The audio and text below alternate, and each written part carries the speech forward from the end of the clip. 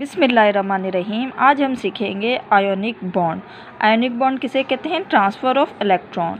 इसमें electron transfer होंगे। इसके एग्जांपल के ज़रिए समझ लेते हैं, ज़्यादा अच्छी तरीके से समझ में आ जाएगा।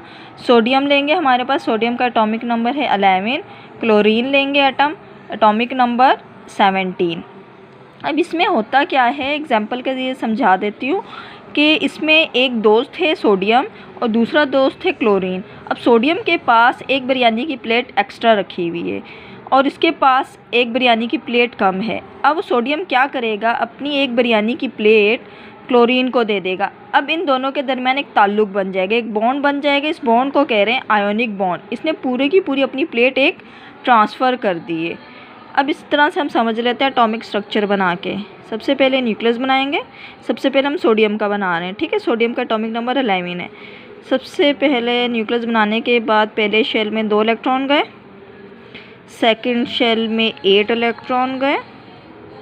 1 2 3 4 5 6 7 8, ठीक हो गया।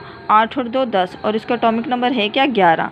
अब आखिरी शेल में इसके बच गए हमारे पास 1 इलेक्ट्रॉन, ठीक हो गया, 1 इलेक्ट्रॉन। अब हम बनाते हैं Cl का एटॉमिक स्ट्रक्चर।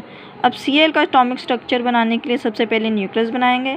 फिर पहले शेल में हमारे पास 2 इलेक्ट्रॉन, सेकंड शेल में हमारे पास आ गए, अब 17 है ना इसमें, 8 इलेक्ट्रॉन। 1 2 3 4 5 6 7 8, 8 और 2 10।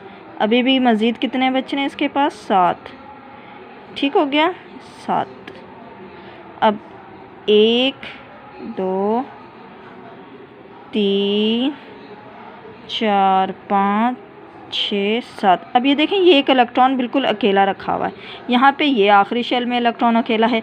अब ये सोडियम क्या करेगा, ये वाला दोस्त इसको अपना 1 इलेक्ट्रॉन दे देगा। पूरा का पूरा 1 इलेक्ट्रॉन इसको दे दिया। देने के बाद इन दोनों के दरमियान में जो बॉन्डिंग बनेगी वो कहलाएगी ionic bond, transfer of electron.